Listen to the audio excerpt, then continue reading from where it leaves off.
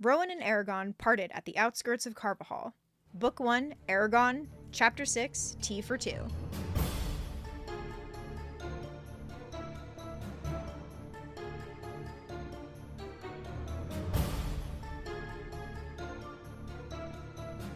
Welcome to Eragon and Back Again, a podcast where we explore Christopher Paolini's inheritance cycle, one chapter at a time. I'm Lucy Hart. And I'm Darien Smartt. And welcome back for another episode! Welcome back, and it is just a single chapter this time. Yes, it is. Ooh, it is a fruitful one. I very much like Tea for Two. Yeah! Oh, this is so charming. Yep. So we get... Oh, let's do the chapter summary. Yes, before diving in. Mm-hmm. Returning to Carvajal, Eragon goes to Brom's home and asks for more information about where the dragons came from, how the dragon riders were formed, and what made the riders so highly regarded. Brom informs Eragon that the dragons, like the dwarves, are elemental and as old as Alagasia itself. Elves, Urgles, and humans are not indigenous to the continent. The elves arrived first and ended up starting a terrible, bloody war between themselves and the dragons. The dragon riders were formed when an elf named Eragon, our protagonist's namesake, found a dragon egg and raised the dragon in hopes to broker a peace treaty. This Eragon was successful, and though the riders were initially a means of communication between the elves and the dragons, they ultimately became an organization of peacekeepers. Eragon pushes for more information, revealing his knowledge that isn't recorded in any books. From Brom, Eragon learns that dragons are highly intelligent, that they will grow to massive sizes, and that they have incredibly long lifespans that they will share with their riders. Yep. Seeking a name for his own dragon, Eragon presses Brom to list off a series of known dragon names. The list ends with the name Saphira. Dun dun dun. Dun dun dun. Yep. I also really love the concept of the elves coming to Alagasia that has like super Lord of the Ring vibes. Oh yeah, it doesn't have super Lord of the Rings vibes, Lucy? Yeah. Is there super Lord of the Rings vibes in the Eragon books, Lucy? Just so much. And I do like, again, kind of like touching back with like the elves and even the Urgles coming in, we get again like the monstrous because... Oh, yeah, I was going to... thank you. Yeah, that was definitely something I wanted to touch on. Brom, and I didn't highlight it. Brom describes them as ticks seeking bloodshed or something. Yeah, it's like, not... Not great, honestly. No, and it's just so weird. I mean, I guess... It's not weird in the context of, in this book, they are just supposed to be, like, terrible horde monster. Yeah. But then it's like, okay, but they clearly have a civilization. Like, they came from somewhere else. Like, here, and you're like, oh, they followed the elves. Like, you don't know that. Yeah. Like, if whatever reason the elves loved, and if they were from the same place, maybe the Urgles had to leave for the same reason. Like, yeah. We're just really It's all... Sorry, go ahead. No, you go. I was just going to kind of like, just on what you were saying was like, we've classified them as monsters, and it's like we are maintaining that mindset. Like, everyone views them as these awful, awful things that aren't smart, that are really stupid, that are like want for nothing but like death and destruction, and it continues to play that out. Yeah, which is odd when like the book itself is presenting evidence to the contrary. Like we mentioned way back in the prologue, how like their shields have symbols on it, and so they have language. Yep. They like immigrated from somewhere else, which means they have means of like complex travel. Like that is not a dumb that is monster. Not like a that's not like a zombies. Yeah, it's not like a zombies. That's not just like a beast. That's like intelligent. This is a civilization like the dwarves, the elves, the humans. So why do we cast out the Urgles? Yep. So I'm also just a little biased because later on we get more Urgle stuff, and I love that. Yeah. Like I really like that. Yeah. And I suppose that could be where my like hyper like note is coming from, because I'm like, this doesn't match later. Yeah. So it makes me wonder if this was just like writing, oh, here's our monster thing, or if it was like initially setting it up. I don't know. We'll discuss that more way down the line. Oh yeah, absolutely. But for now, we get some actually really interesting lore, like world building. Like I really like that. I also like every time Brom is brought up, I really enjoy how he's described. It's just like every time, like during when he's first introduced as like the storyteller, and he's like reading the stuff, he's described as having this like gnarled beard, and just I don't know. I really, really like him. I do think one of the things that like my brain was like, over is the difference between white hair and silver hair. Because I'm like, I think I get it, but I'm like, silver would be more gray than white. I wonder if we're supposed to know age. Like, white hair in, like, oh, old man. Silver fair feels more, like, magical. Yeah. Maybe the hair is not a reflection of his age at all. Mm-hmm. And it's because I'm like, I've got streaks of, I guess you would call silver in my hair. Yeah.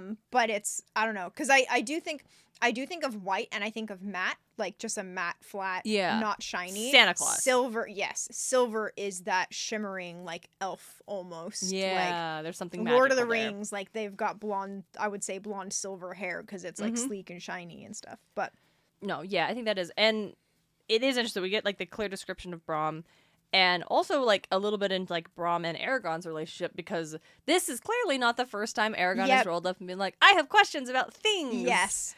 Really driving home that Eragon is curious, like, super hard. And, like, Brom, the local storyteller, is incredibly patient with Eragon and has, 100%. Like, answered his questions a lot. Because he even talks about, like, when Eragon's like, oh, here are my questions. And he's like, okay, like, if I answer, like, that's a vast subject. Like, if I told you their whole story, we'd be sitting here until winter comes again. So, like, let's reduce it to a proper length. I'm just gonna answer your 3 questions here. And then almost immediately, like, when he mentions, like, oh, the elves came over. Where do the elves come from? Interrupted Eragon. Why are they called the fair folk? Do they really exist? Do you want your original questions answered or not? Yep. They won't be if you want to explore every obscure piece of knowledge. Yep. Sorry, Eragon said. He dipped his head and tried to look contrite. No, you're not, said Brom with some amusement. Like, yeah, he's like, you're not sorry, you do. And he does answer these questions about here. The elves are called the fair folk. Yes, they do exist. If you ever see one, consider yourself very lucky. Yeah. And it's like, I feel like Brom and Garrow almost have similar dispositions. I think that's the right word. Yeah. Because they're both very, very gruff. They're both like, no nonsense, but they're also very patient and they're kind and they're gentle. Yeah. For lack of a better term. They're stern, but not rough. Cruel. Yeah, exactly. I think I hadn't noticed that before, Luce, but yeah, I think that's a good comparison. I think the difference is, like, Garrow is specifically described as a man of few words. Yep. Brom is literally a storyteller. Yes, exactly. So, like, that is interesting that they are very similar. Yeah, and I think that's probably why Eragon gets along with him so well. He's like, I grew up with this. Yeah, like, this gruff demeanor doesn't faze me one bit. Yeah, exactly. And I know I'm actually, like, you want to tell your stories and you want to talk because you are a storyteller. So I know I can get away with this. Yeah, I can get away I'm with not chatting actually your ear bothering off. you. Yep. You'll pretend like I am. Like, Garrow will pretend like I'm bothering him, but, like, no, I'm not actually bothering you. This is just the way you are. I agree. I also really enjoy just the whole, because it's like there's a lot that happens, and Paolini does such a good job at like, what is it? Just describing their interactions in such, and again, I feel like I do keep bringing this up, but it's just so normal. Yeah. And it's so realistic because Brom's like, oh, I gotta make tea, and like busies himself with making tea while chatting. It doesn't take long to steep, so drink it quick. And Eragon's like, this is so hot. It has so not cooled down yet. Yep. Why are we drinking this tea? Yeah, exactly. And that's just weirdly funny and a good, because I think that's a good point, Lucy, because it's not just, here we are, could have easily just jumped into telling stories. He's like, I'm gonna make my pipe, have some tea, and you get these, like, character establishing stuff. Absolutely. In addition to Brom sharing with Eragon. Yeah, and it's like, I also do like, because you brought up the pipe, and his pipe goes out, and then he has to take time to relight it, and all. It's just, and Eragon's just sitting there like, okay. Yep, and I do like that Eragon. Oh, I don't remember, and it also describes how Brom lives with just the writing desk, the cluster of lesser chairs held piles of scrolls, ink pots, and pens were scattered across the writing desk. Like, his living space is, like, cluttered, but it's a lot of what you would imagine would be a storyteller's house. Like, there's just stuff everywhere. And we get a little bit of note, like, Eragon thinks briefly about how he once asked Brom where he came from. And he just laughs and says, oh, a village like Carvajal, only not quite as interesting. And so Eragon, like, turns around and asks his uncle. Yep. And Garrow could only tell him that Brom had bought a house in Carvajal nearly 15 years ago and lived there quietly ever since. Which, that tracks for, like, Gyro's like, why would I know anything else? Like, the dude came to town 15 years ago and has caused no trouble. Yep. Like, I don't, and like, why? He's like, Eragon, why would I know anything about this man? He's a storyteller. Yep. I'm a farmer. Yep. And I do think that also does a good point, because I feel like, I mean, with the traders coming in and they're like, yeah, traders, but then like they could be like the small village of any stranger coming into town and they kind of a little wary. Mm-hmm. But the fact that Braum came in and caused no trouble, everyone's like, all right, neat. And I'm like, Garo's probably super chill with Braum because Braum hasn't done anything. He's caused no. I'm a big fan of. Yeah, Garo's actually a big fan of Braum. Honestly, just like, you're cool. You haven't done anything. You tell really good stories. Yeah, because he remarks like in the previous chapters about. Like, I've only heard that story about Galbatorix like once before. Yep. So he does pay attention when he hears Braum's story. So yeah, I think that's a good thing. Like, yeah, Garo likes Braum pretty well. He causes no trouble. Yep, absolutely. So I want to talk mechanically just briefly about how, like, Braum being a storyteller clearly exists to give us, the reader, backstory on this world at the jump, so we can, like, know what this world is and why it is the way it is without someone giving us a weird info dump. Yes. That would be unnecessary. Yes. Because these sections are info dumpy, but because it's framed as like the first one is like, oh, it's a grand storyteller. All the travelers are here. There was like a performance night. It doesn't feel weird. And like it's the same with the Dragon Riders here.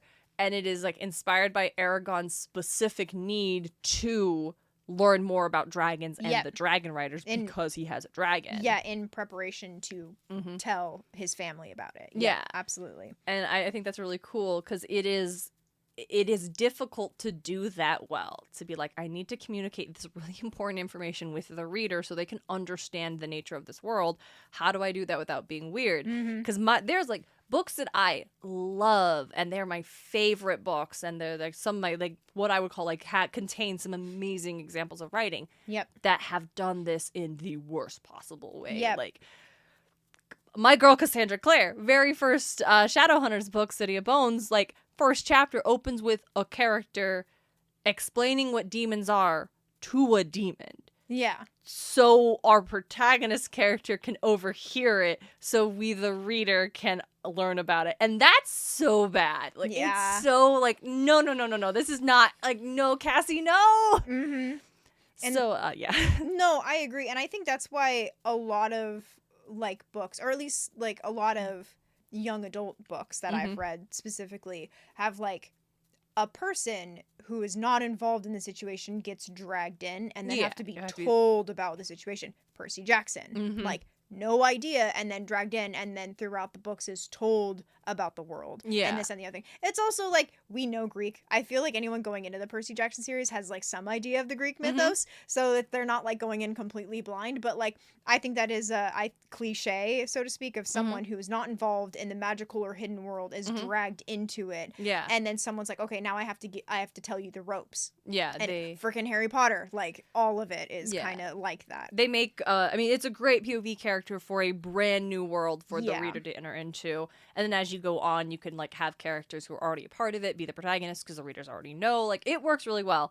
And it's just, even when it's working, sometimes it's like, all right, yeah, here's our info dump, here's our backstory, yep. So I think it's just, I am impressed by how it is set up logically for, like, it's not just, well, Eragon, you have a dragon now, so you're going to need to know the history of the Dragon Riders. And which it is, like, Eragon's like, I have a dragon now, I need to know the history of the Dragon Riders. Absolutely. But the fact that it's him pursuing that knowledge himself rather than the mentor figure being like, all right, sit down and watch the instructional video about Camp Half-Blood, which only Nico D'Angelo has watched. But no, I agree, because I think it's done very cleverly in this aspect where it's done in a storyteller perspective, because we, the readers, need to understand the world and the world building and everything. That's like, we need to understand who the bad guy is, Galbatorix. We need to understand why his empire is bad. We need to understand why Eragon does not like the empire. Like, these things. And then it's like, we also need to know about dragon lore, because it is dragon and dragon rider lore, because it's brought up in Braum's story to begin with about them, and we're like, cool. And now Eragon gets a story, and now Eragon and us are both like, we need more info about this. Yeah. And so then he goes back to the source, Brom, who started the whole backstory. Yeah. And then gets to talk to him. So no, I agree. It's a very clever way of giving the reader backstory without it feeling like an info dump. Yeah, or it still feels interesting because it is like, it wouldn't have made sense for Eragon himself to reflect on Galbatorix came to power after he just spoppled those dragon riders, and why? Like, no one thinks about that. Yeah. So, yeah, it works. And the fact that it's not just Brom, like, monologuing, like, or if Eragon was, like, reading a textbook about, like, the stuff, that it's a conversation so we can have, like, the back and forth, Eragon thinking about the things. And he's, like, he talks about an elf called Eragon. And Eragon blinks in surprise. Ah, I see you didn't know of your namesake. No. Why was I named after an elf? Yeah. Like, what? What is happening? That's weirdly specific. Yeah. And also, like, and he's probably getting, just Eragon specifically is probably getting a little bit of, like, slap in the face, like, blinking out of a daze energy, because it's like he was named after the first dragon rider, and as he knows it, there haven't been dragon riders around until him finding the dragon rider. Yeah. So the irony is probably not lost on him. Yeah. He's probably like, what the fuck? Kind of thing. And it also, like, as we learned before, which was something Eragon thought himself, but it made sense for him to do so, the only thing his mother gave him was his name. Yep. Like, she named him Eragon the night he was born, and then she left in the morning. Yep. And so that's interesting that this woman who begged her family to care for her son named him Eragon after the elf who founded the Dragon Riders. Yeah. Isn't that interesting? Yeah. And it probably, because, like, we talked, I think in last chapter we talked about in A Fate's Gift. Mm-hmm. Yeah, A Fate's Gift, where Eragon returned to the question, so was I meant to have it? Still thinking about the egg as the stone. And so it kind of brings in the sensibility of him being special, him being unique, him being, like, in that area where, like, he's found himself in this unique position of, and also, like, was like, why did my mother name me this? Like, it does make him feel like, I'm pretty sure, like, special. Yeah. And, like, in that sense. So. Oh yeah. Yep. What, Lucy, we could just rehash this, but I think the summary did a good job. But I wanted to ask you, like, was there anything from the story that you felt was, like, particularly interesting in terms of, like, establishing lore? And in terms of establishing lore, I do really like the fact that we really touch on how Alagasia started with dragons and dwarfs. I think that was the only two. Yeah, they were the only two races on the continent. And, like, I feel like I can't remember if they get into it. I don't think they do. But I think Eragon does ask about the dwarves after he burns his tongue. Oh my gosh. Yes, he does. He does ask about it because they mentioned, like, the elves and the dwarves both tried to fight back against Galbatorix, but, like, the elves went to their forest and the dwarves sealed themselves away in their underground kingdoms. Yep. But, like, so, like, even before, so in the very beginning, like, I feel like it's not really talked about the dragons and dwarves relationship before the elves came. And I do feel like they had an almost relationship in a sense of, just, like, assuming from what I'm reading, is that they had a mutual relationship because it wasn't said the elves came and they were introduced into this war between dragons and dwarves. No, they were fine. Yeah, they were, like, either super chill or had an agreement or Like, just stayed out of each other's business. Like, the dragons ruled the skies and the dwarves ruled under the ground. Yep. Yeah, so they probably, like, rarely came in contact with each other at all. Yep. The elves roll up and they're like, oh, these are just monsters. Let's hunt them like a stag. And that did not go well. No, it didn't. And the dwarves are just like, we're just gonna fucking stay out of this. Yeah, like, no. no. Stay out of this. Yeah, they're not. And then the elves came and then started that whole war with the dragons, and then it was 5 years is what Brom says, and then it finally got resolved with Eragon and Bodum. Yes. Bidom is who the dragon was, and then the dragon riders were established, and then like Brom even mentions, like, the Urgles are brought up, and they're like, no, they followed the elves, and then it's like, well, that was what made the dragon riders even, like, more important, is because they helped fight back the Urgles whenever they, like, attacked or whatever. Yeah. And so, like, then the Urgles were introduced, and then humans didn't come around until 300 years later. Yeah, 300 years. I think it was 3 centuries, he mentions. And then the humans... Yeah, it took our ancestors another 3 centuries to arrive here and join the Riders. Yep. That can't be, Eragon protested. We've always lived in Palancar Valley. That might be true for a few generations, but beyond that, no. And that's really interesting that, like, Eragon is... That's a very human impulse. To be like, no, we've always lived in this land. It's like, no, we haven't. That's literally impossible for us to always have. Yeah. It's and I do really like that, just the establishing of the races and like who inhabits Allegatia and like the history of that and all the things. So I do really like that lore. Yeah, I thought that was cool. Yeah. And I think it's not because then I'm trying to figure out whether this is something that like I know because I know, or that's something that could have been like inferred from the text of this chapter. Because only elves and dragons were dragon riders. The dwarves were never part of it. Yes. Because the elves started it, and the line is like, oh, humans arrived here and joined the riders. Yeah. Because I think I think it's intuited because it's like going kind of back to where like just intuiting from the story, the dwarves stayed out of it. So the dwarves didn't need a bond with the dragons for communication or peace or anything like that because they stayed out of it. So it would make logical sense that only the elves, because that's who they were at war with, they're the only ones that need to communicate after 5 years of bloodshed. Yeah. And then when the humans came, probably just because the dwarves like stayed out of it as per their as they usually do, and so when the humans came in, they were probably like, oh shit, like this might cause another war. Let's get ahead of this. Exactly. So so that's probably exactly what happened. I love so after the story kind of wraps about the history, Eragon kind of starts asking specifically about the dragons. He's like, yep, how big were the dragons? Yep. It's like, oh, the ancient ones before the Empire killed them could have passed for large hills. Dismay swept through Eragon. How can I hide my dragon in the years to come? He raged silently, but kept his voice calm. When did they mature? And that's like this whole like that was something I did want to bring up. Like Eragon, I think Paolini did such a fucking good job about this because it's like Eragon. You're not subtle. Like, you're not subtle at all. He thinks, he's like, he raged, but he kept his voice calm. No, you didn't. No, you are 15 years old. Like, you're so suspicious, especially, like, I have highlighted, like, I heard that their scales shone like gems. And I literally wrote, dude. Because I'm like, guy, dude, you're not being subtle at all. Yeah, Brahm's like, oh, you heard right. They came in every color and shade. It was said a group of them looked like a living rainbow, constantly shifting and shimmering. But who told you that? Eragon froze for a second, then lied. A traitor? A traitor. What was his name?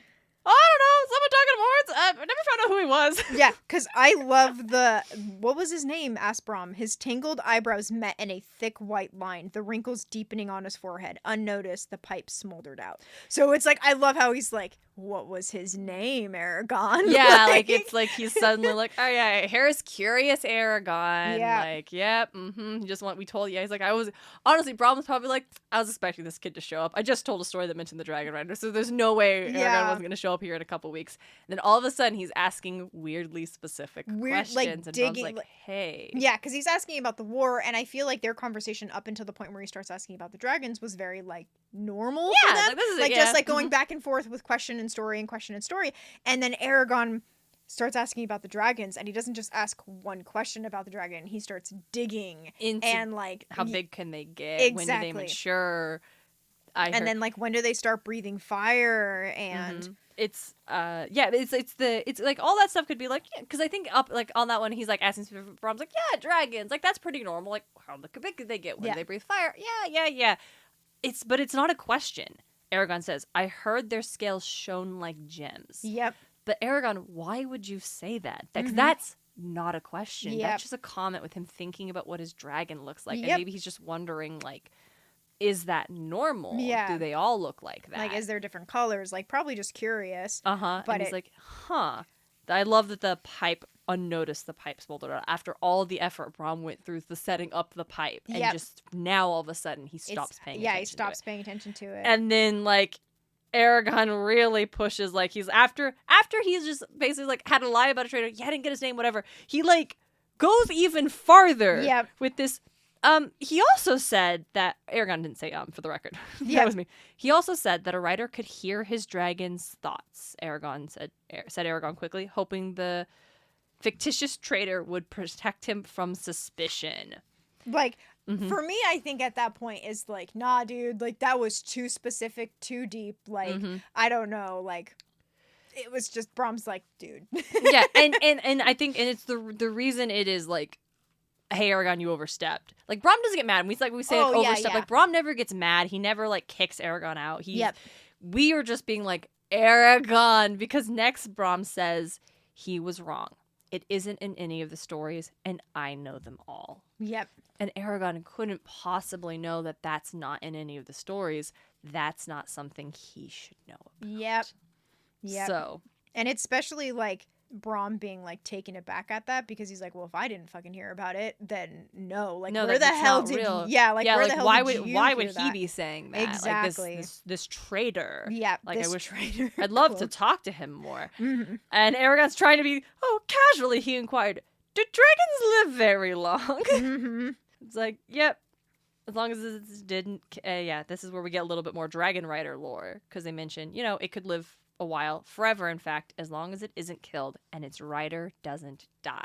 Yep. Lucy, as a big dragon fan, this is where we start to really get, like, how the dragon riders and the relationship between the rider and the dragon is, like, different. Than it's not like a knight and a horse. Like, this is special. Like, what is, like, just, I'd love to hear it from you. Like, what do you think of that? Like, as a big, huge, like, dragon fan, I freaking love that. I, like, absolutely love the idea of...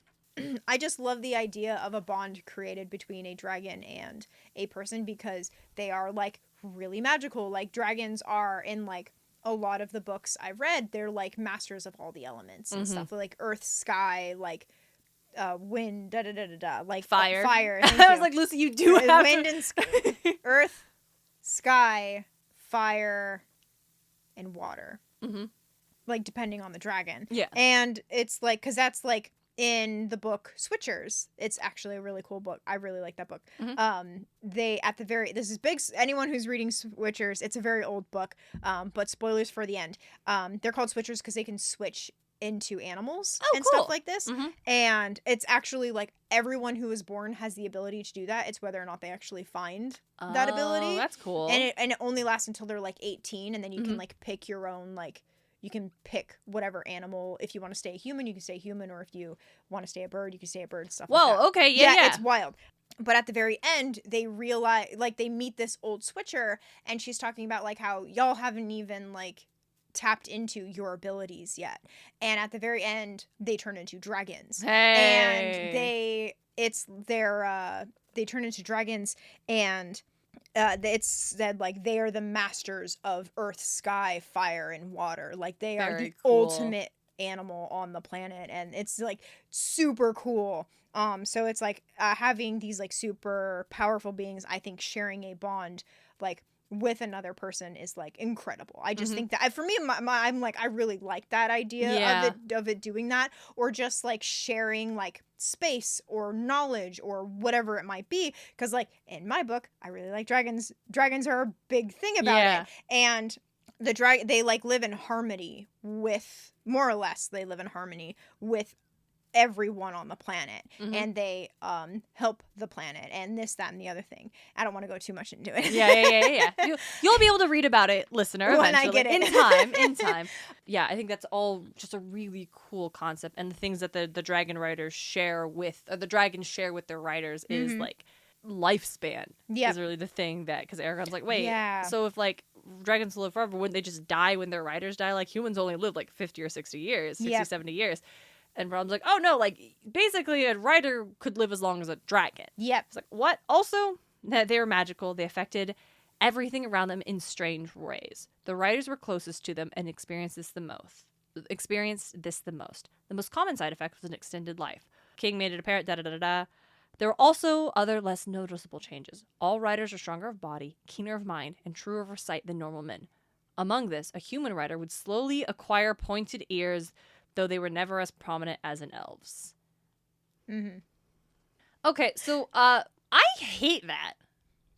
It's going back to kind of what you mentioned in the prologue with how the elves are kind of set on this really high platform as being better, and then humans are made better by making them more making elf-like. them look like elves. And I'm like, that's weird. And I think like and not necessary. Yeah, no. I think one of the reasons, I mean, one of the things that we could interpret from this is that because the elves entered this bonding with the dragon first, and then the humans later, it could be that just that weird magic impacting them. Yeah, but it's a bit like of a elves stretch. making anything look like themselves Yeah. would feel like it, but yeah, I would. don't like that.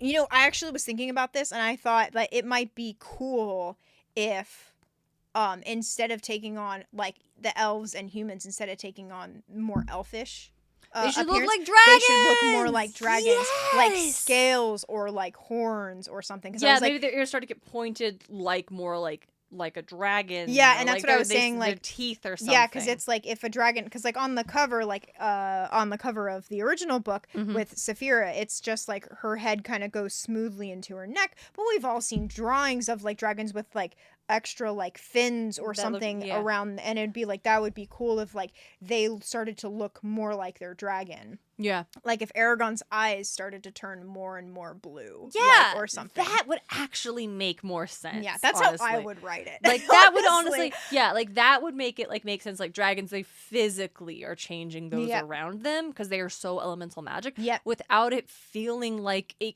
kind of uncomfortable race thing. Yeah. Like with like, oh, because the dragon riders are so like already they're so much better than everyone else because they're so special because dragon. But by making them look like elves, it's like no, but the elves are the most specialist. Yeah. But the elves aren't even actually of Allegasia. Mm-hmm. So like,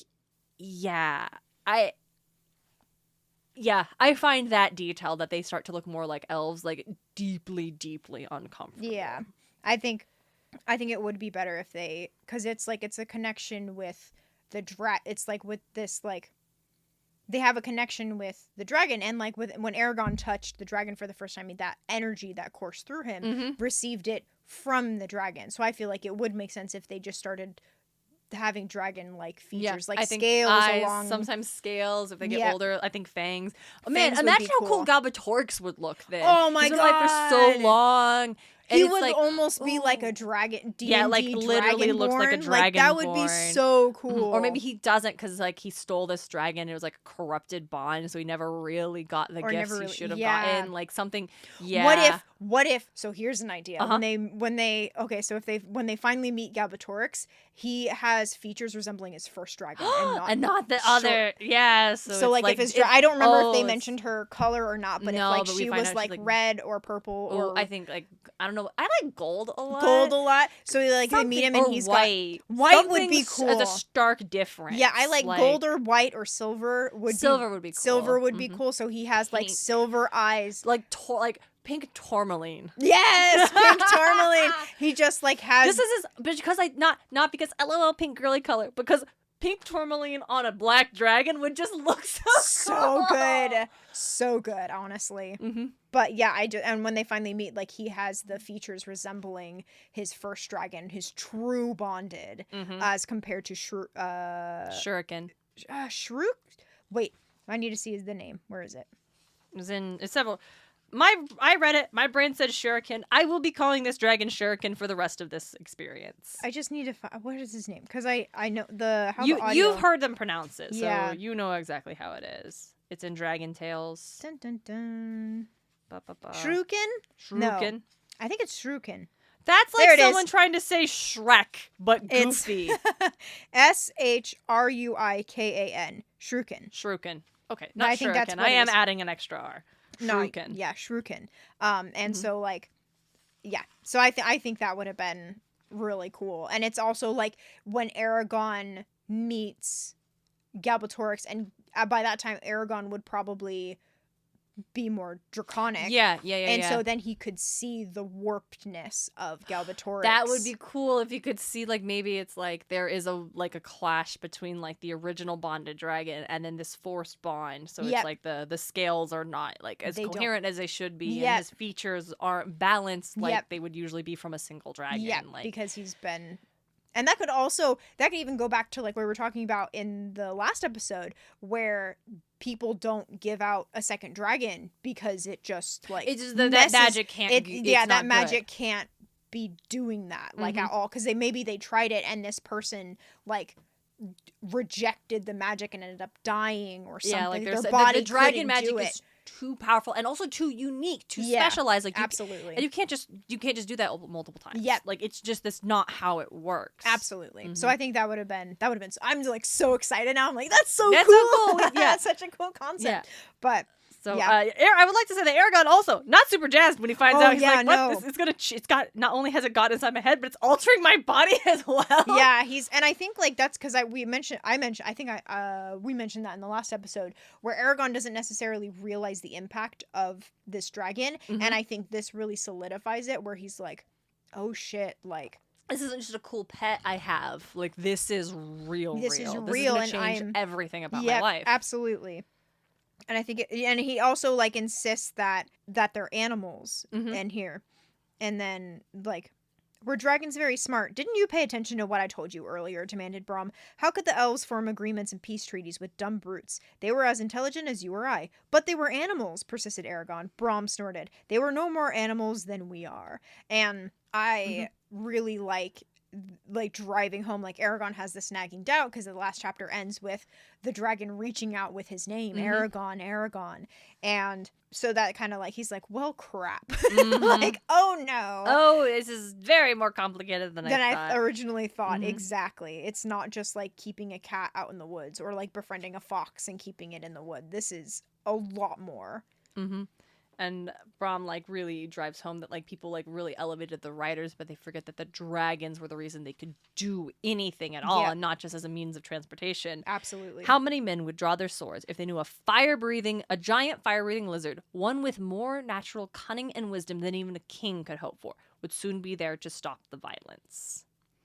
And the last question, or not the last one, one of the last, like he asked, "Did you ever see one?" "Nay," said Brom. "It was long before my time." Nay, I love it. Throw it in. Why not? And he said thusly. Yep. And I'm like Brom continuing his just storyteller narrative of nay, yay. Yeah. Thus.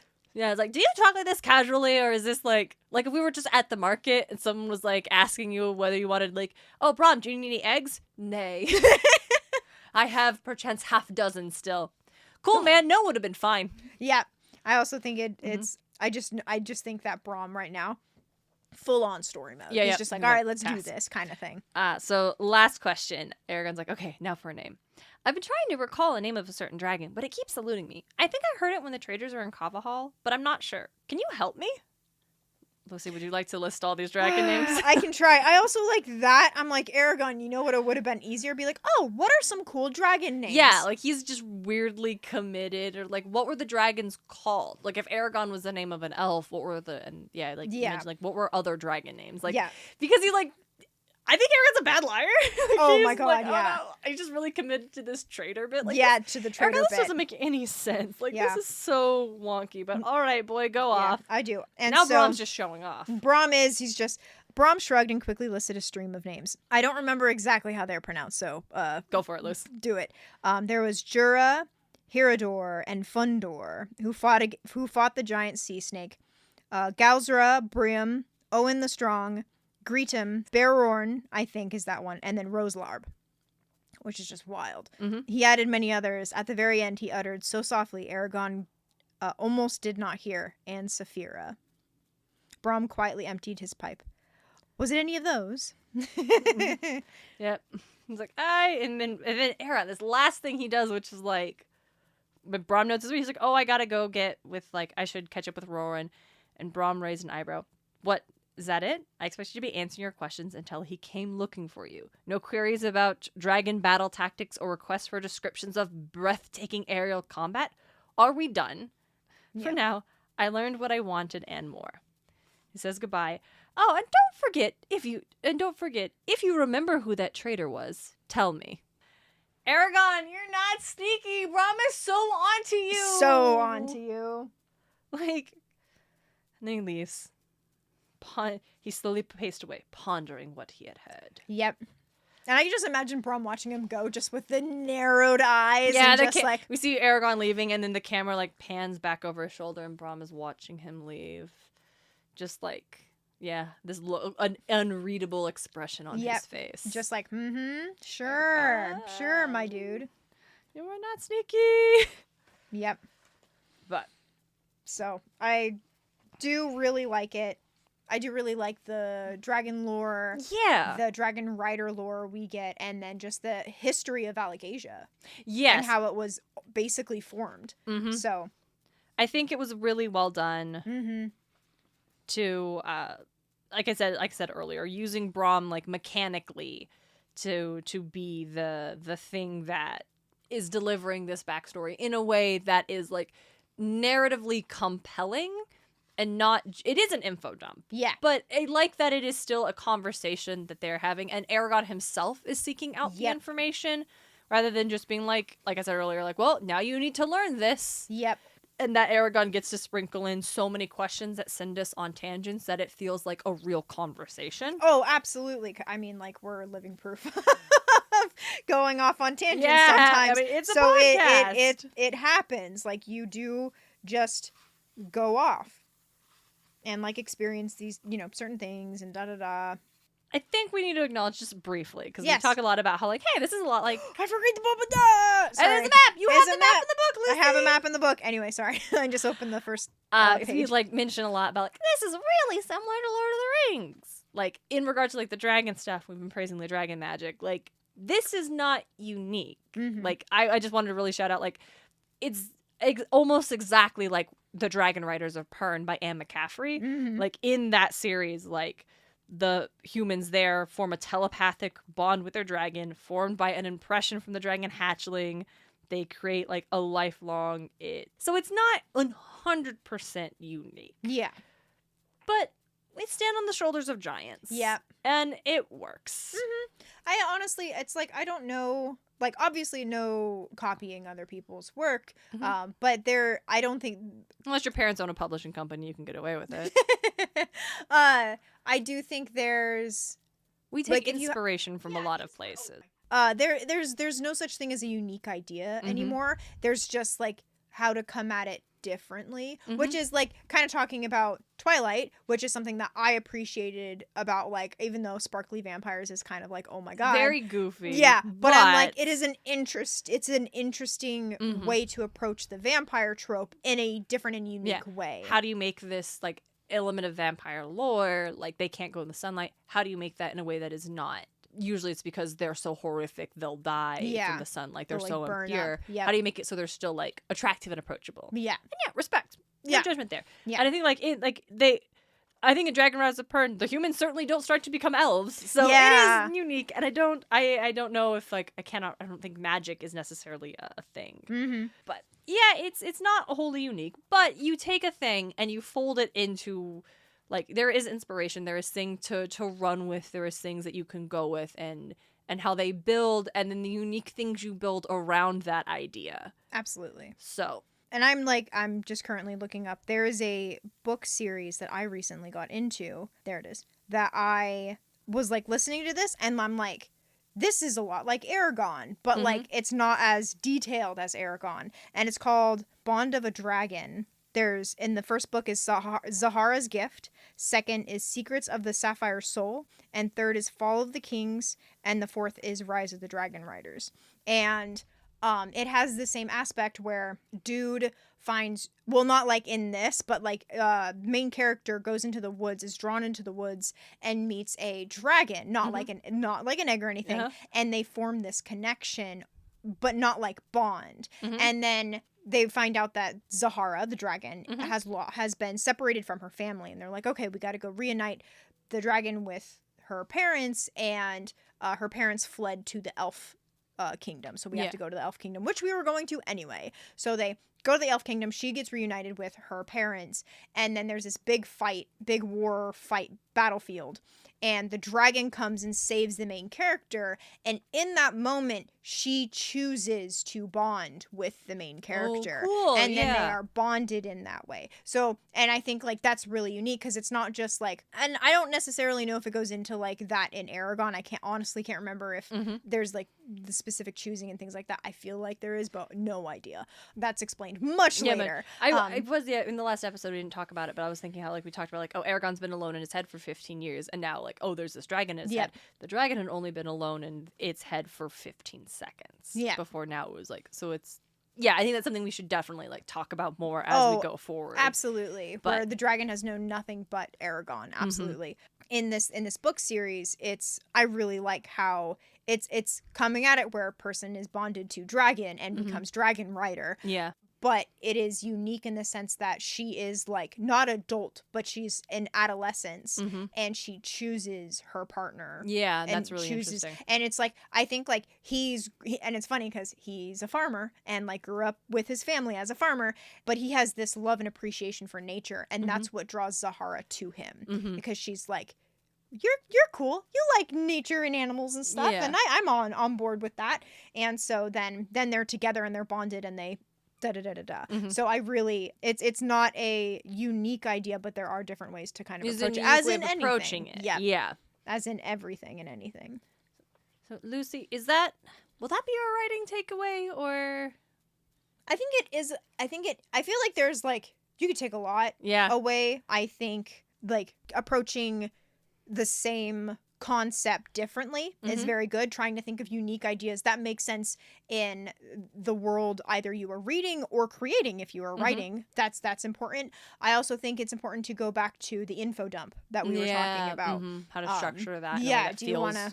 Oh, yeah, just having to, like, info dumping. Like, when you have a unique world, you're going to have an info dump because you don't want your reader wandering around being like, what the hell is going on? Nor do you want your protagonist being like, I don't have enough information to make smart choices. Exactly. But figuring out how to do that in a way that is still entertaining to be part of. Yep. Is good. Yep. I think that's important. And just, like, really driving home the don't make it feel like an info dump, because no one wants to read an info dump. It gets really boring. No matter how cool your world is. Yeah, it is, like, oh my god. You know what? I should probably start, like, digging up, like, different books and being like, this is a good book to go to if XYZ. That's a great idea, Luce. So nothing comes to mind. So maybe next time I'll make a note of just this, and, like, maybe next time be like, if you want to know more about, like, how to tell your readers about your world, try this book or something. So I'll try to get into that at some point. But I think I like the embrace inspiration where you find it and make it your own. Absolutely. Is, like, I think the really strong takeaway. Absolutely. All right, well, I think that's gonna do it for this episode. Yes, I can't remember how we ended. I do. Listeners, thank you so much for joining us. Thank you so much for listening. What is a really good example of an info dump done well in a book? And also, if you know some really cringe examples of info dumping, share those as well, because I think we can learn from don't do this just as much as we can learn from that was a great way of doing it. Absolutely. That would be amazing. Yes. Awesome. And we will return next week for the next chapter. Until then, she's Lucy Hart. And she's Darien Smartt. And this was Eragon. And back again.